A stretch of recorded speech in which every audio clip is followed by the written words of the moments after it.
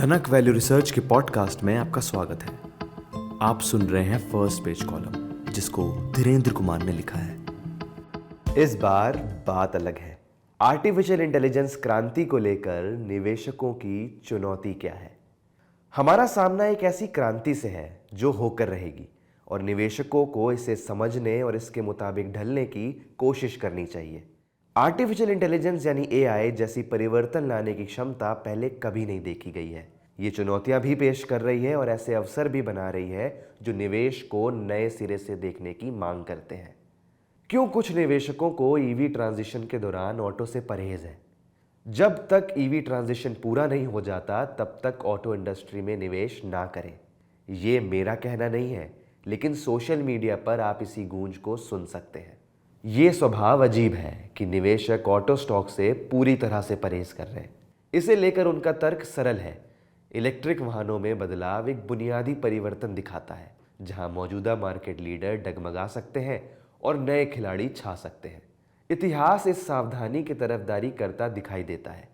अक्सर बड़े बदलावों से गुजरने वाले उद्योगों की स्थापित बढ़त बेकार साबित होती है और यही बात विजेता कंपनियों का चुनाव मुश्किल बना देती है।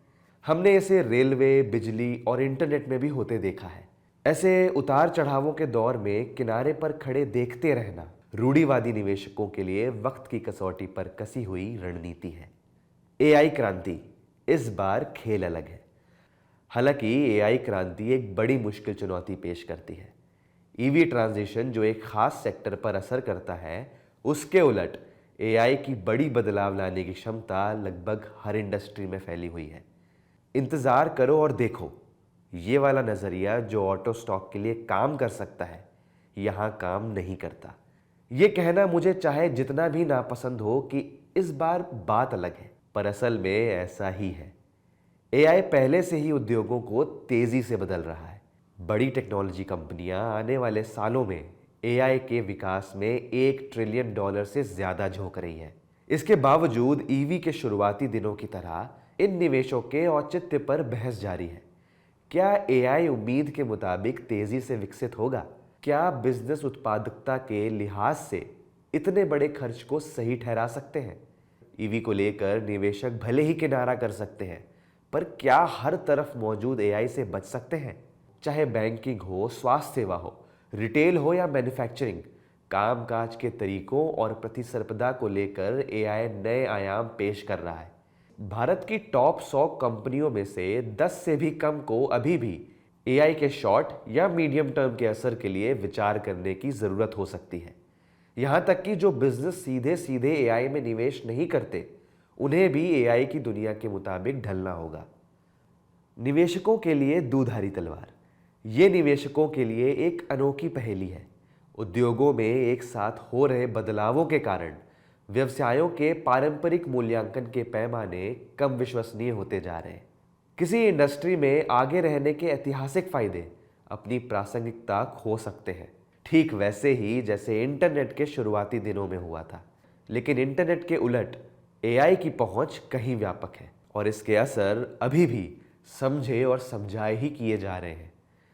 कंपनियों की चुनौती इस अनिश्चितता से पार पाने के साथ साथ अपने जरूरी कामकाज के तौर तरीकों को दुरुस्त रखने की है।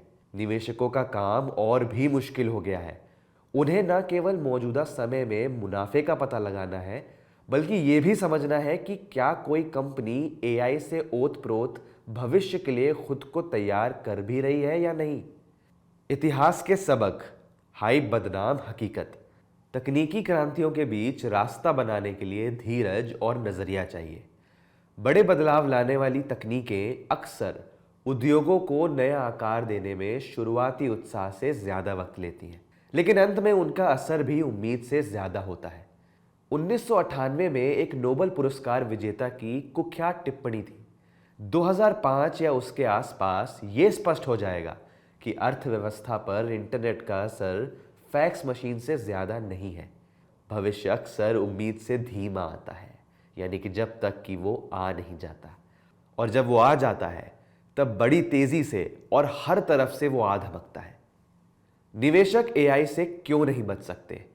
ईवी के ट्रांजिशन और एआई क्रांति के बीच सबसे बड़ा अंतर सिर्फ पैमाने का नहीं, ये अंतर वैकल्पों के होने और ना होने का है। निवेशक ईवी पर धूल की परतें जमने तक ऑटोमोटिव स्टॉक से बचने का विकल्प चुन सकते हैं, लेकिन एआई को टालने का कोई विकल्प नहीं। इतना व्यापक होने की वजह से ये उपभोक्ता वस्तुओं से लेकर वित्तीय सेवाओं तक हर क्षेत्र को नया रूप दे रहा है। एआई केवल ट्रेंड नहीं है, ये वो क्रांति है जिससे बचा नहीं जा सकता। इस उतार चढ़ाव के बीच निवेशकों के लिए अपने निवेश के एनालिसिस का अनुशासन बनाए रखना एक चुनौती है। अवसर ये पहचानने में छुपा है कि हाइप आने में भले ही समय लगे, लेकिन इसका असर गहरा होगा। एआई के खेल में किनारे बैठने का कोई विकल्प है ही नहीं। इस क्रांति में आपके भाग लेने का फैसला आपके लिए पहले ही किया जा चुका है। आपका एकमात्र विकल्प ये तय करने का है कि इस नई वास्तविकता को कैसे नेविगेट करेंगे आप।